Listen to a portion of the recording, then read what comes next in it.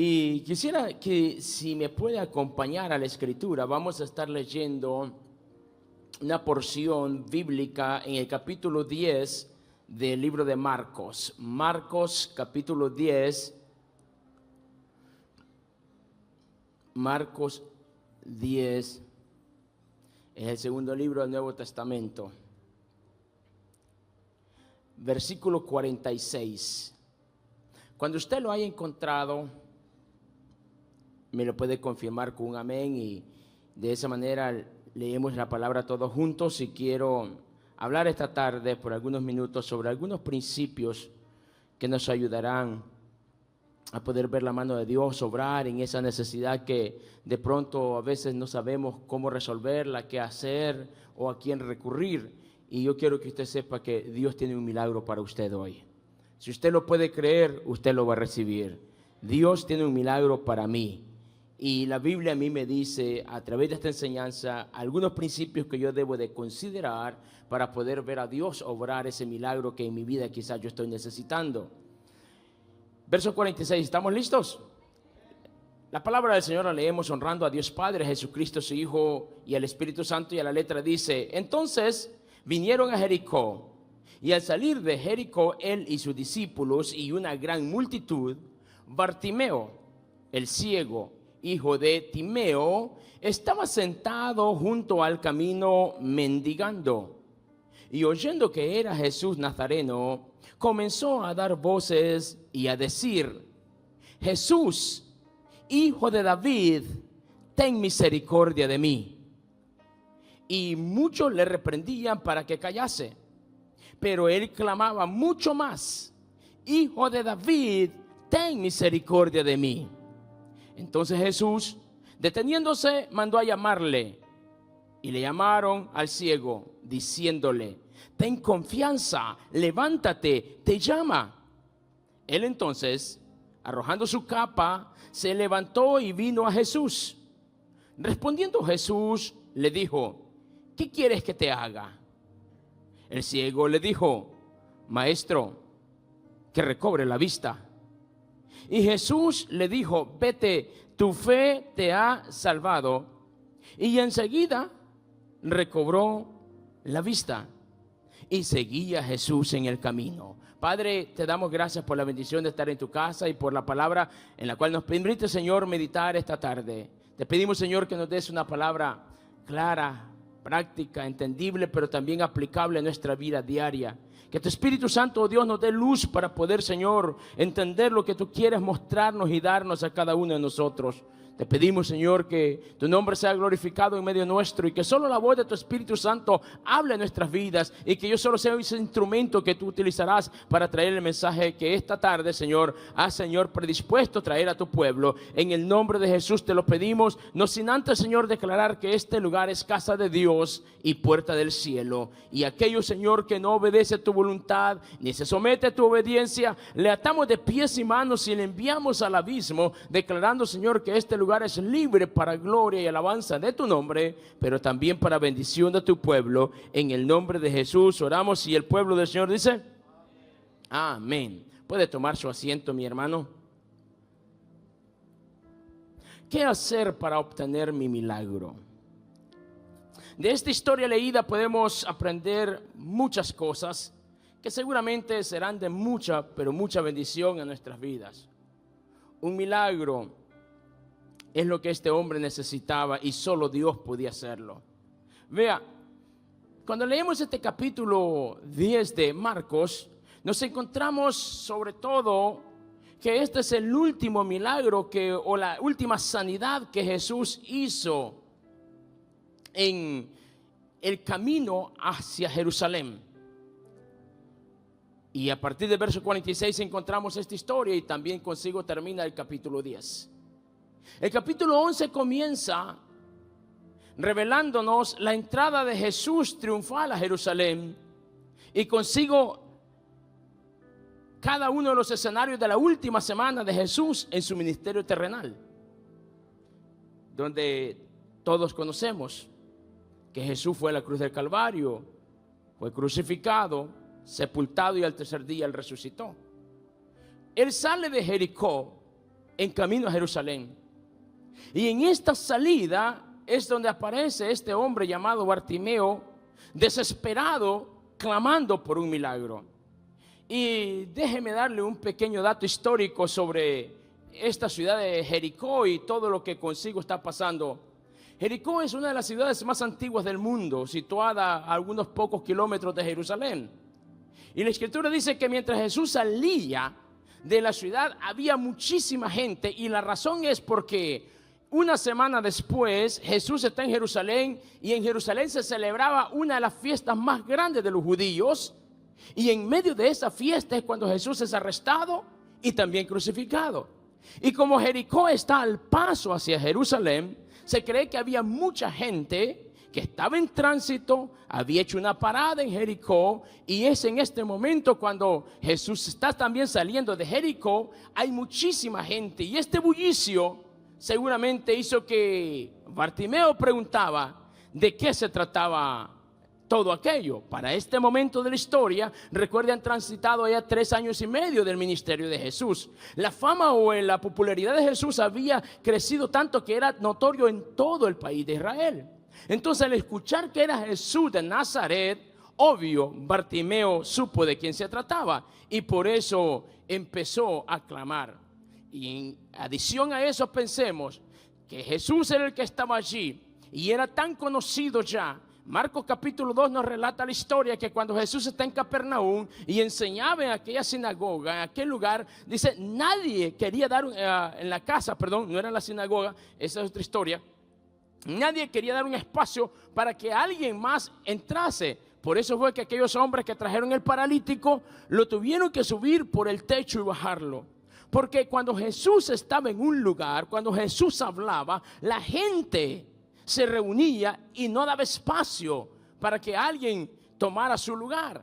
Y eso es lo que está pasando en Jericó. La gente, seguramente algunos creían que era el Mesías, otros dudaban, pero querían estar allí para saber qué era lo que Jesús iba a decir. Esta gente de pronto quizás pensaba, ¿será que nosotros vamos a recibir un milagro? ¿Recibiremos una bendición? Es que escuchar a Jesús seguramente daba gusto. Por eso mucha gente cuando escuchaba a Jesús hablar decía, pero ¿quién es este que habla con tanta sabiduría? ¿Qué clase de doctrina es esta? Porque escuchar hablar a Jesús, amado mío, seguramente provocaba quererlo escuchar aún más. ¿Recuerda usted el capítulo 5? A partir del verso 21 del libro de Marcos, la Biblia dice que iba una gran multitud con Jesús cuando vino Bartimeo a rogar por un milagro, dado a una necesidad que estaba sucediendo en su casa. Entonces, donde quiera que Jesús estuvo, había una multitud de personas porque querían escuchar lo que Jesús tenía que enseñar. Esta ciudad de Jericó es la ciudad también donde Eliseo tenía aquella escuela de profetas. ¿Alguien recuerda la historia? Que cuando uno de los alumnos de estos profetas está cortando madera porque habían tantos alumnos que había que hacer más grande el espacio. Y fueron a cortar madera, y mientras cortaban madera, el hacha con la cual uno de ellos cortaba se le cayó en el agua. ¿Recuerdan esa historia bíblica? Y entonces Eliseo vino y oró, y el hacha flotó sobre el agua. Entonces es esta misma ciudad de Jericó donde había una escuela de profetas donde sucedió esto. Es la historia también donde seguramente algunos hemos escuchado la historia del buen samaritano. Cuando aquella persona es asaltada por aquellos ladrones y la deja en un estado, dice la Biblia, medio muerto. Y dice que pasó por allí un sacerdote y luego pasó un levita. ¿Por qué? Porque en esta ciudad de Jericó era el lugar donde se concentraban muchos de los aprendices y otros en función en que tenía que ver con el sacerdocio y toda la liturgia religiosa. También en esta ciudad de Jericó, muy cerquita de ella, recuerde que a partir del año 70, cuando Roma destruye el templo y todos los que se dedicaban a las cuestiones religiosas tuvieron que salir huyendo. Y como en Jericó se concentraba tanta gente que se capacitaba para la enseñanza de la Escritura también salieron huyendo y se fueron muy cerquita del Mar Muerto. Y usted puede buscar en la historia las cuevas de Qumran. En el año 47, el año 50 y tantos, es el lugar donde encontraron más fragmentos o más contenido de pergaminos, conteniendo más de 900 en total, y como referencia de casi todos los libros de la Biblia, excepto el libro de Esther. Los encontraron muchos de ellos intactos, escondidos hasta el año 1900. Imagínense cuántos años pasaron, porque eran tan cuidadosos con lo que tenía que ver con las escrituras en esta ciudad, y ellos salieron huyendo y en esas cuevas introdujeron todo este material que sirvió para constatar en años recientes las verdades bíblicas que, tal como nosotros lo tenemos escrito de cientos de años atrás, los pergaminos lo pueden comprobar que es el mismo contenido bíblico. O sea que Jericó era un lugar donde los religiosos, era de escuela de religiosos, donde le daban tanta relevancia. Y Jesús seguramente sabía que allí en ese lugar había una persona necesitada. Había tanta gente con conocimiento bíblico, pero a la vez había gente con tanta necesidad. Y esto a mí me enseña que el conocimiento no resuelve un problema espiritual, lo que resuelve un problema espiritual es la intervención divina de Dios por medio de su Espíritu Santo. Y es lo que Jesús me enseña a mí en esta historia, que aun cuando había mucho conocimiento, la necesidad seguía estando presente allí. Jericó seguramente era un lugar donde la mayoría de sus habitantes tenían un amplio conocimiento de las Escrituras. Pero hoy, al igual que ayer, hay muchos conocedores y predicadores de la palabra, pero que en su entorno sigue estando un sinnúmero de Bartimeos, gente necesitada. Y es por eso que yo necesito saber qué yo necesito hacer o saber para obtener un milagro. Un milagro, mi estimado, es un hecho inexplicable por las leyes naturales y que solo se le puede atribuir a una intervención sobrenatural de origen divino. Eso es un milagro, algo que no tiene explicación humana, que solo puede ser por medio de una intervención de Dios por medio de su Espíritu Santo. La respuesta de Dios a mi necesidad, eso es un milagro. Es que vea, no hay milagros grandes ni pequeños. Todos estamos quizás cruzando alguna necesidad, y lo que quizás para ustedes representa mucho, quizás para otros no representa tanto. Pero solo Dios sabrá lo que para usted significa darle respuesta a esa situación. Por eso creo que un milagro es la respuesta de Dios a la necesidad del hombre. Es una señal de Dios para demostrar que Él está con nosotros y que su poder sobrenatural no tiene límites. No hay fuerza ni física ni espiritual que pueda contender contra el poder sobrenatural de nuestro Dios. Y yo quiero que usted sepa que su problema, por grande que sea, tiene solución en Cristo. No importa el tiempo que usted ha estado bregando con esa situación, Dios lo puede resolver en un instante. Es posible que la necesidad no sea propia, sino de alguien más a quien usted estima y aprecia, y seguramente ha estado orando por esa persona. Permítame decirle que hay una referencia bíblica en el capítulo 4 del libro de Juan, donde alguien vino a Jesús pidiendo un milagro por alguien a quien él apreciaba, y a la distancia esa persona recibió un milagro.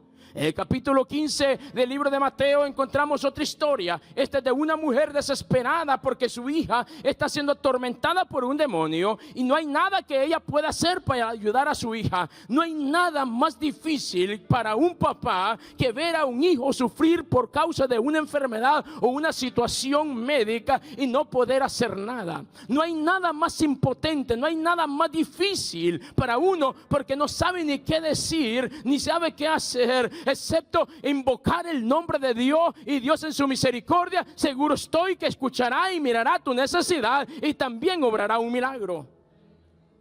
Mi esposa me es testigo. Una madrugada en el mes de marzo del año pasado, nuestra hija por un tiempo estuvo padeciendo mucho con problemas respiratorios, y no hay cosa más difícil ver a un niño de esa edad batallar por respirar y que se tire sobre tu cuerpo pidiendo ayuda y no poder hacer nada. Recuerdo que mi esposa me dice, nos vamos para el hospital. Yo le dije, dame 5 minutos más. Yo recuerdo la oración que hice con Dios esa noche. Y vive Jehová y vive mi alma. Y mi esposa está aquí, es testigo que nuestra hija no volvió a tener problemas de esa naturaleza. ¿Qué te quiero decir? Que Dios está más cerca de ti de lo que tú imaginas. Que el milagro que tanto has anhelado está en Dios y quizás no en la ciencia. Por eso es necesario saber qué necesito saber y hacer para obtener mi milagro. Y lo primero que yo necesito saber, mi hermano querido, o reconocer, es que hay una necesidad y solo Dios puede ayudarme. Eso es lo primero que yo tengo que reconocer, que tengo un problema, que tengo una necesidad, que hay una situación que no está en mí resolverlo, pero sí en Dios. Capítulo 13 del libro de Lucas, la historia bíblica nos enseña que aquella mujer que estaba encorvada, dice la Biblia que de ninguna manera podía enderezarse.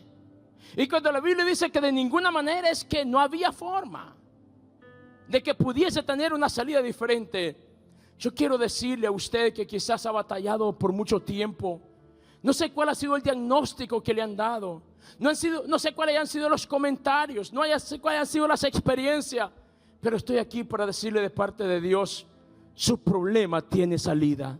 Su problema tiene solución. Dios puede obrar un milagro sin importar el tiempo o la condición, porque para Él no hay nada imposible. Él solamente quiere que reconozcamos que cuando yo no puedo, Él no ha empezado todavía. Y cuando yo creo que Él puede, Él se va a glorificar porque Él tiene el poder para hacerlo.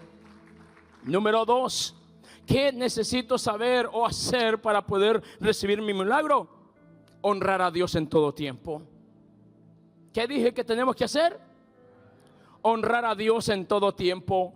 La Biblia relata que Jesús no hizo muchos milagros en Nazaret por causa que no le honraron o no le recibieron.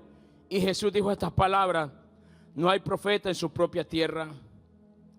La Biblia relata que si se hubiesen escrito todos los milagros que Jesús hizo, libros hubiesen hecho falta para poderlos documentar. Y es que me llama la atención en sobremanera esta historia que hemos leído. ¿Por qué? Porque si usted abre su Biblia en el versículo 46, ¿cómo se llamaba este ciego del cual estamos hablando? Bartimeo. Bartimeo es una palabra compuesta. Bar significa hijo y Timeo significa honorable en griego. ¿Qué quiero decir? Que lo que encontramos como traducción aquí es que quien está necesitando ayuda, quien está en una condición en la calle dependiendo del favor de los demás, es alguien que lo pudiésemos traducir de la siguiente manera: hijo de alguien honorable. ¿Cuántas personas se apartaron de la fe, siendo hijos de Dios, de alguien honorable como es nuestro Señor? Pero por causa de haberse apartado, perdieron la visión, perdieron la óptica, y ahora se encuentran en esa situación, extendiendo la mano, dependiendo de una palabra que estimule su autoestima. Qué triste saber que cuando las personas han perdido su identidad, tienen que depender de lo que alguien les pueda decir. Dependen de una palabra que estimule sus sentimientos, sus emociones, porque han perdido su identidad. Bartimeo, hijo de alguien honorable, está mendigando, pidiendo ayuda. ¡Qué contraste! Hijo de alguien honorable, pero mendigando a un lado de la calle.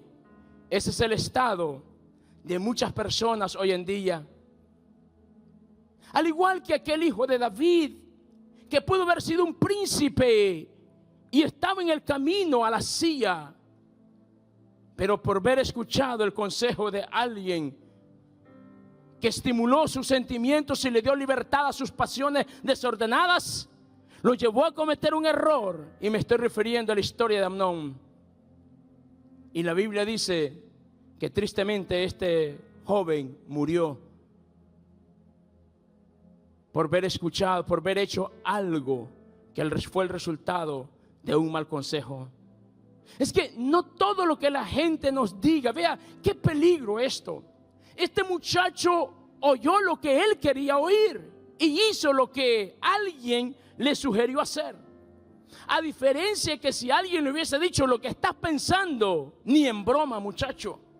Eso te puede comprometer. ¿Qué quiero decirle? Que es muy posible que lo que nosotros no queremos oír es lo que con urgencia debemos escuchar. Lo repito, hay cosas que no precisamente es lo que nosotros queremos oír, pero es lo que necesitamos oír. Porque a veces lo que queremos oír, lejos de ayudarnos, nos puede comprometer más. ¿Cuántas veces nos hemos acercado a alguien a buscar una palabra, un consejo, y cuando no nos dicen lo que queríamos escuchar, a veces hemos llegado a la conclusión que fue una pérdida de tiempo? Qué triste. He visto muchas personas reaccionar de esa manera. Pero si realmente quieres escuchar un consejo que te vaya a ayudar, tú tienes que saber que Dios, por medio de su palabra, es el mejor consejero. Es el mejor consejero. Por eso creo que el profeta Isaías no lo pudo escribir de mejor manera cuando dijo: consejero, príncipe de paz. Ese es el Señor. Bartimeo, hijo de alguien honorable, pero en tremenda necesidad. Este hombre, en dado momento, seguramente fue alguien honorable, pero ahora tiene que vivir la vida con la vergüenza de tener que pedir una limosna para poder sobrevivir. De este hombre podemos aprender muchas cosas y de su historia. Número uno, que a pesar de su condición, cuando oyó hablar de Jesús, no dudó en darle honra a Jesús, porque él conocía el principio. Ese era hijo de alguien honorable o alguien que da honra. Por eso no quisiera errar en la cantidad de veces que la palabra hijo de David aparece en la Biblia. Quisiera pensar que son como unas 17. No tengo el dato preciso, pero sabes una cosa, Bartimeo fue una de esas veces, las cuales cuando escuchó hablar que era Jesús, no dudó en decirle: Jesús, hijo de David. ¿Qué es lo que está diciendo Bartimeo? Tú eres el Mesías, tú eres el que vendría y salvaría a esta nación, tú eres el que hemos estado esperando por años. Por fin llegaste, ten misericordia de mí. Porque él sabía que el Mesías vendría para restaurar, el Mesías vendría para traer orden, el Mesías vendría para traer paz, el Mesías vendría para restaurar, el Mesías vendría para traer sanidad al pueblo. Y cuando él escuchó que está pasando por allí, él dijo: este es mi día, él está aquí y yo le voy a clamar. Porque si yo le clamo, yo sé que él lo va a hacer. Si clamas, él te va a responder. Si le pides, él te va a escuchar. Por eso dice el Salmo 34 que los ojos de Jehová están sobre los justos y su oído atento al clamor de ellos. Amado mío, déjeme decirle lo siguiente. La Biblia dice en el capítulo 33, verso 3 del libro de Jeremías, el Señor mismo dice: clama a mí y yo te responderé. Vale la pena clamar a Dios. Yo no le estoy clamando a alguien que hoy me promete y mañana se olvida. Le estoy clamando a aquel que permanece por siempre, por los siglos de los siglos. Su nombre es perpetuo. Sobre todo su nombre es Jehová, Dios de los ejércitos. El que la Biblia describe, el que era, el que es y el que ha de ser. A ese es que clamamos. Aquel que todo lo sabe, al que por el poder de su palabra hace que cosas surjan. Por eso tenemos que saber que la condición en la cual nos encontremos no limita nuestro momento para honrar al Padre. Por eso, como punto número 2, le dije que tenemos que honrarle en todo tiempo. Nuestra condición actual no determina nuestro futuro, porque aun cuando tenga que pasar por un momento de dolor, el mañana será brillante, como dice el Salmo 30, versículo 5. Me gusta mucho ese salmo a mí, porque dice que el Señor por un momento permite que pasemos por escenarios difíciles, donde hay lágrimas, donde hay dolor. Es que déjeme decirle, amado mío, si usted nunca ha llorado por un problema, si usted nunca ha pasado por un momento difícil, ¿cuándo será entonces que usted mirará a Dios como su única alternativa? Lo repito, si usted no ha tenido que pasar por un momento de dificultad, llámese soledad, llámese inseguridad, llámese miedo, llámese como se llame, pero un momento en el cual usted se siente tan inseguro y que usted reconoce que el único que le puede ayudar ahí es Dios, entonces ¿cuándo le habremos conocido? Por eso los problemas nunca, no siempre, mejor dicho, vienen para destruir a un cristiano. Dios permite los problemas como una prueba para que podamos crecer y madurar en el conocimiento de la palabra. Para que nos demos cuenta que la palabra es viva y es eficaz, como dice Hebreos 4:12. Y cuando nosotros nos afianzamos en esa palabra, recobra vida en quienes la creen.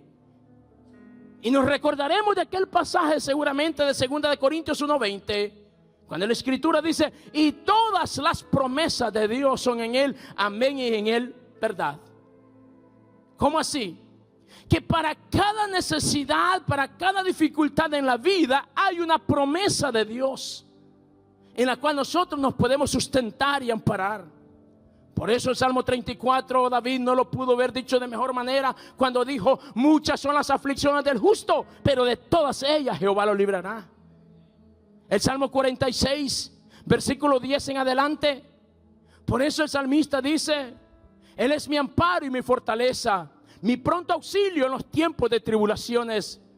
El apóstol Pablo, cuando escribe en 2 Corintios capítulo 1 verso 13 en adelante, él dice que nuestro Dios, dice que Él es Padre de misericordia y Dios de toda consolación, el cual nos consuela en nuestras tribulaciones, para que nosotros también podamos ayudar a aquellos que se encuentran en una situación difícil.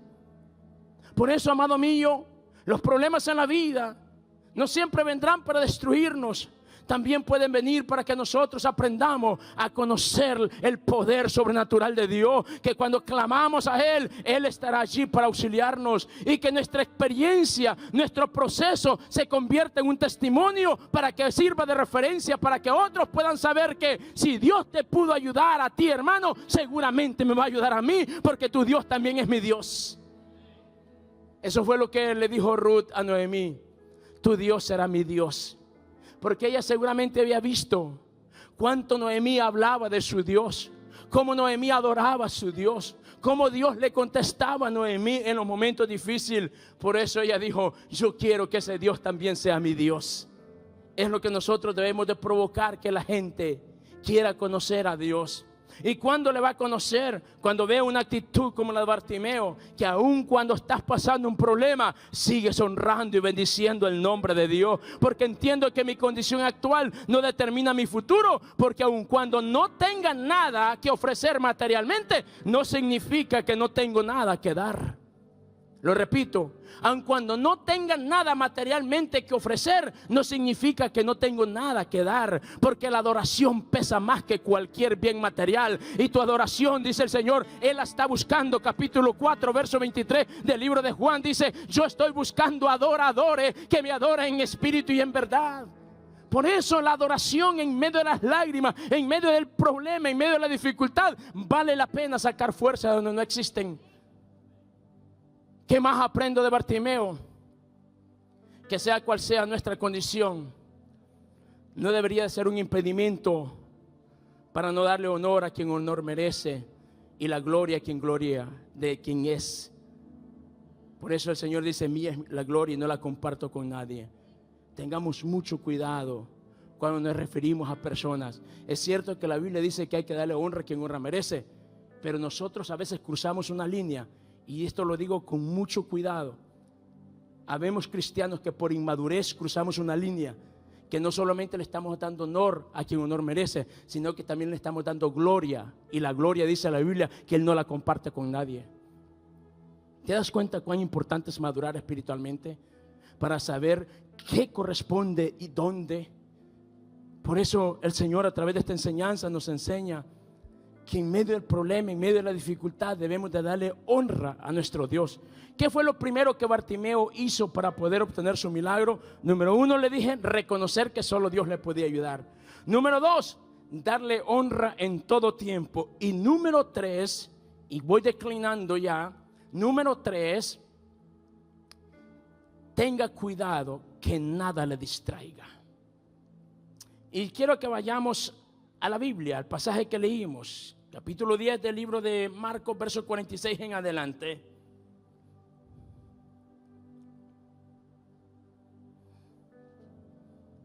Verso 47. ¿Qué dice la Escritura? Y oyendo, Marcos 10, 47. Y oyendo que era Jesús Nazareno, ¿qué empezó a hacer? ¿Y cómo decía? Ten misericordia de mí. El verso 48 es clave para lo que le estoy diciendo, que número 3, si queremos recibir un milagro, usted y yo tenemos que cuidar de lo siguiente, que nada nos distraiga. Porque cuando él empezó a honrar, cuando él empezó a dar voces donde honraba al Padre, ¿qué pasó? La gente, ¿cuántos se acercaron a él para pedirle que se callase? ¿Cuántos? ¿Y qué hacían? Le reprendían, o sea, lo regañaban, lo maltrataban. ¿Cuándo? Cuando empezó a decir Jesús, hijo de David. Antes de mencionar esa gran verdad, nadie se metió con él. Así le pasa a muchos cristianos, que mientras ellos vivían la vida que antes vivían, nadie se incomodaba por nada. Todos sus compañeros de trabajo eran sus amigos. Todos sus vecinos la llevaban en paz con él o ella. Pero en el momento que esta persona determinó cambiar su actitud, cambiar su estilo de vida, y ahora se convierte en un hijo de Dios comprometido, alguien que adora a Dios en todo tiempo, alguien que ya la gente ya sabe que es cristiano y que es diferente, empiezan a aparecer las voces de aquellos, al igual que estos que se acercaron a Bartimeo a decirle: cállate, ya no quiero escuchar eso. ¿A cuánto les han dicho así alguna vez? ¿Sabes qué? Discúlpame, pero ahorita no estoy para escuchar esas cosas. Sí, a Bartimeo también le pasó. ¿Sabes? Cuando él empezó a dar voces y a pedir misericordia de Dios, fue cuando alguien empezó a molestarse. Yo no comprendo al mundo, créame. ¿Por qué cuando alguien estaba sumergido en el alcohol, en las drogas o en cualquier otro tipo de situación de esta naturaleza, por qué nadie se molestaba? ¿Por qué a nadie le importaba? Pero ahora que esta persona ha determinado cambiar ese estilo de vida, ahora que por fin ha reconocido que estaba en un grave error y que ha conocido la verdad de Cristo y que ahora su familia tiene un futuro prometedor, ahora sí aparecen los consejeros, ahora aparecen aquellos amigos que nunca tuviste para sugerirte que no hagas lo que estás haciendo. Evidencia que no saben lo que están diciendo es, ellos le pedían a Bartimeo que se callase. Cuando más cerca de recibir su milagro Bartimeo estaba, fue cuando precisamente lo estaban callando. Y eso es lo que le decía: tenga cuidado que nada le distraiga. Porque el versículo 48 de nuevo, ¿qué le decían a Bartimeo? Que se callase. Pero él clamaba mucho más. ¿Y cómo clamaba? Y el versículo 47, ¿cómo clamaba? De la misma manera. O sea, el punto es eso, que a pesar que había gente allí tratando de callarlo, no lo distrajeron. Él no permitió que le distrajesen. Él sabía lo que él quería y lo pronunciaba aún más fuerte. Por eso, amado mío, tienes que saber que cuando más cerca de tu milagro está, tú tienes que cuidar que nada te distraiga, que nada te separe la visión de aquello que has creído. Cuando más dificultades quizás van a aparecer, sí, yo lo entiendo, así es la vida. Bartimeo, cuando Jesús está allí, fue cuando la gente también se opuso. Así nos suele pasar en la vida. Cuando nosotros de pronto hemos creído y hemos emprendido y hemos determinado hacer las cosas bien, es cuando también las dificultades suelen venir a nuestras vidas. Suele venir la duda, suele venir la inseguridad. Aparece también el temor y la opinión de aquellos de los cuales nunca pedimos vendrá. Por eso el versículo 48 me enseña esto a mí. Pero yo tengo que hacer lo que Bartimeo hacía: levantar aún mi adoración, mi alabanza, y no dejar que nada me distraiga. Vea lo que dice, ya que tiene su Biblia abierta ahí, solo dele unas cuantas páginas atrás, unas 2, 3 páginas, y vaya al capítulo 5 del libro de Marcos. Y vean lo que dice el versículo 35. Marcos 5:35. Es la historia de Jairo cuando tiene a su hija que está muy grave en casa. Y el versículo 21 dice que fue a Jesús, y Jesús consistió ir con él a casa. Cuando Jesús está contento, Jairo está contento que Jesús va con él, alguien viene y le dice, ¿qué dice el verso 35? Mientras él aún hablaba, vinieron, ¿de dónde? Es que quien vino a decirle que su hija había muerto era alguien que lo conocía muy bien a él. De la casa, de su casa, llámese un hermano, llámese un hijo, alguien de tu casa, alguien que sabe qué es lo que realmente está pasando, vino a decirle: ya no hay nada que hacer, ya todo está perdido. Abriendo paréntesis y saliéndonos un poquito del tema solamente para efectos de ilustrar más la idea, es como cuando la esposa le dice al esposo: ¿sabes qué? Esto se acabó. Tengo que ser sincera contigo y ya no siento nada por ti, ya no es igual que ayer, y creo que lo mejor es que nos separemos y optemos por el divorcio. Alguien que conoce muy bien la situación, alguien a quien no podemos fingir. Esa es la realidad con la cual Jairo se encuentra.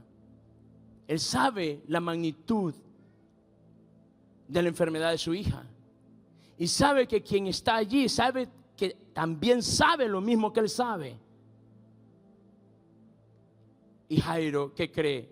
Estaba convencido que le están diciendo la verdad.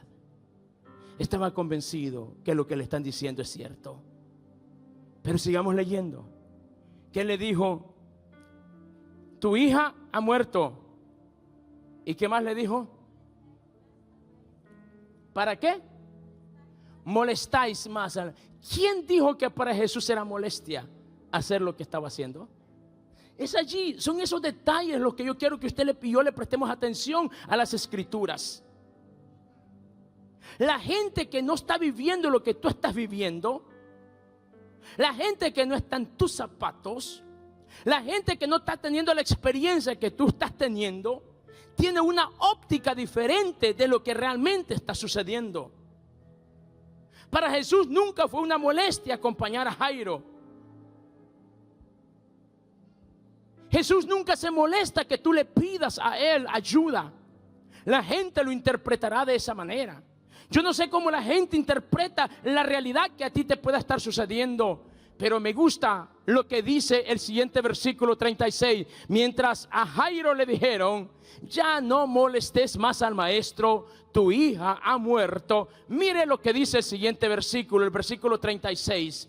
Mire la respuesta de Jesús. Dice la escritura que oyendo, dice, ¿verdad?, lo que le decían, ¿qué dijo Jesús? Eso me gusta. ¿Por qué Jesús le dijo no tema? Porque Jesús vio cómo se sintió el corazón de Jairo estremecido cuando le dicen: tu hija murió. Por eso Jesús le dice: no temas. Pero luego, ¿qué más le dice? Cree solamente. La traducción original, lo que realmente dice es lo siguiente: y Jesús, entreoyendo, porque recuerde, si regresa a los versículos anteriores, dice que había una multitud de gente. Y Jesús preguntó: ¿quién me ha tocado? Y los discípulos le dijeron: maestro, pero ¿cómo preguntas quién me ha tocado si la multitud es tal que te apretan? O sea, usted se imagina, alguien ha caminado en su pueblo natal, donde o ha ido a uno de los eventos como donde más gente se reúne, quizás el rodeo, lo más parecido para nosotros acá en la ciudad. ¿Alguno de ustedes ha tenido la oportunidad de ir a un lugar de esos donde hay tanta gente?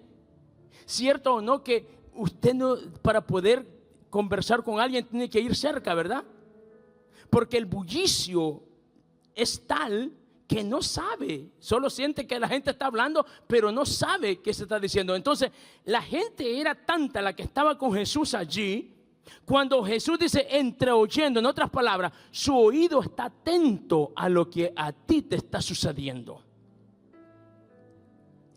La conversación no era con Jesús, pero él estaba atento a la necesidad de Jairo, mientras estaba resolviendo el problema de una mujer que por 12 años había estado siendo maltratada por muchos médicos, engañada, prometiéndole falsas esperanzas y las cosas le iban peor. Mientras Jesús está resolviendo un problema de alguien urgentemente necesitada, estaba oyendo también lo que le estaba pasando a alguien a quien le había prometido ayuda.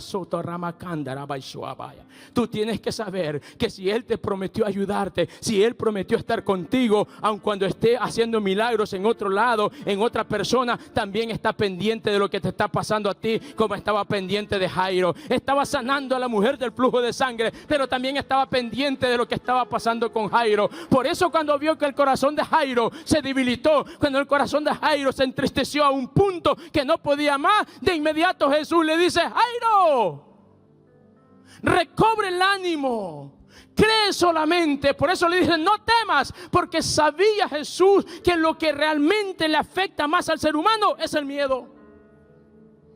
Si no, pregúntese usted, y le sugiero que vaya a las estadísticas, porque el 74% de la sociedad americana hoy por hoy lo que más le afecta es el temor y la inseguridad sobre un futuro que aún no llega. Vaya a los datos, por favor, y averigüe cuál es la causa principal por la cual la gente está visitando a los médicos hoy en día. Ansiedad, depresión. Todo esto tiene que ver con ansiedad, con inseguridad, con temor. Por eso Jesús en el capítulo 14, verso 27 en adelante del libro de Mateo, cuando dice que la embarcación por causa de los vientos contrarios estaba a punto de colapsar, lo primero que le dijo a sus discípulos fue: no tengan miedo, recobren el ánimo, yo estoy con ustedes. Iglesia Peña Oreb, hermano, tú que me estás viendo el día de hoy, sea cual sea la realidad que puedas estar cruzando, el Señor te dice: no tengas miedo, Dios está contigo, y si Dios está contigo, tú vas a salir adelante, todo va a estar bien. Dios obrará el milagro, Dios sanará a ese enfermo, Dios proveerá la necesidad, Dios restaurará lo que tenga que ser restaurado, porque Él lo prometió y Él lo hará. Pero no permitas que nada te distraiga. Por eso me llama la atención que antes que Jairo contestase algo, Jesús actuó y le dijo: no tengas miedo, no temas. Y último lugar, mientras el milagro llega, iglesia amada, intensifiquemos nuestra adoración. Número uno, para poder recibir un milagro, usted y yo tenemos que reconocer que solo Dios nos puede ayudar, que esa situación no está en nuestras manos resolverla. Número dos, aprendamos a honrar a Dios en todo tiempo, por encima del dolor, de la tragedia o de lo que podamos estar viviendo. Número tres, cuida que nada te vaya a distraer. Mantén tu mirada puesta en Él, como dice Hebreos 12, en el autor y el consumador de nuestra fe. Y número 4, y punto final, es que mientras el milagro llega, intensifica tu adoración. Y regresamos al versículo 48.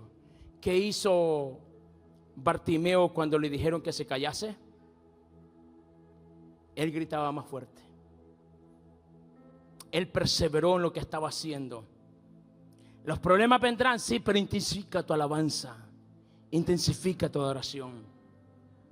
Es lo que el apóstol Pablo me enseña a mí en Romanos capítulo 4, hablando de Abraham. Dice que Abraham ni consideró que ya era avanzado de años, ni consideró que su cuerpo estaba como muerto, dice la Escritura, sí. Ni tampoco consideró la condición de su mujer, que estaba anciana y que era estéril. 4 antecedentes que Abraham tenía frente a sus ojos, que eran reales, que no los podía negar, pero como se le había dado una promesa, ¿qué crees que hizo Abraham? Seguir creyendo, seguir viviendo por fe. Pero ¿cómo fortaleció la fe Abraham? Si me pudieran ayudar, lo agradecería mucho. Capítulo 4 del libro de Romanos, creo que ahí por el verso 21. Romanos 4, lo busco también yo. Romanos 4, el versículo 18 en adelante nos dice que Abraham le creyó a Dios esperanza contra esperanza. Versículo 19, y no se debilitó en la fe al considerar que su cuerpo ya estaba como muerto, porque ya era casi de 100 años, o por causa de la esterilidad de la matriz de Sara. Tampoco dudó con incredulidad de la promesa que Dios le había dado. Verso 20, ¿qué dice esta parte final del verso 20? Esa era una realidad que Abraham tenía frente a sus ojos, con la cual vivía día con día. Pero a la parte final del versículo 20, la Biblia a mí me dice que hizo Abraham para superar una realidad con la cual tenía que vivir día con día. ¿Qué hizo Abraham, iglesia? Fortaleció su fe. ¿Y cómo fortaleció la fe Abraham? Dando gloria a Dios, o sea, dando alabanza a Dios. Es que mientras tú alabas a Dios por encima de la realidad que puedas estar viviendo, tú te estás acercando al milagro, tú te estás acercando a la promesa. Por eso este es un tiempo para intensificar nuestra alabanza, para intensificar nuestra adoración, para seguir creyendo, para seguir gritando que mi Cristo vive y que Él es fiel a sus promesas y que Él me levantará y me dará lo que por fe he creído. ¿Cuántos creen eso conmigo esta tarde? Oh, ¿por qué no estamos en pie y le rinde el mejor de sus aplausos a Cristo el Señor esta tarde? Porque su palabra nos enseña que Él es un Dios de promesas y que las promesas de Dios son para todos nosotros. Yo no sé cuál es la necesidad más grande de su vida, pero puedo decirle con plena convicción que Dios no solamente puede ayudarle, Él también quiere ayudarle. Lo repito, Él no solamente puede, Él también quiere ayudarle.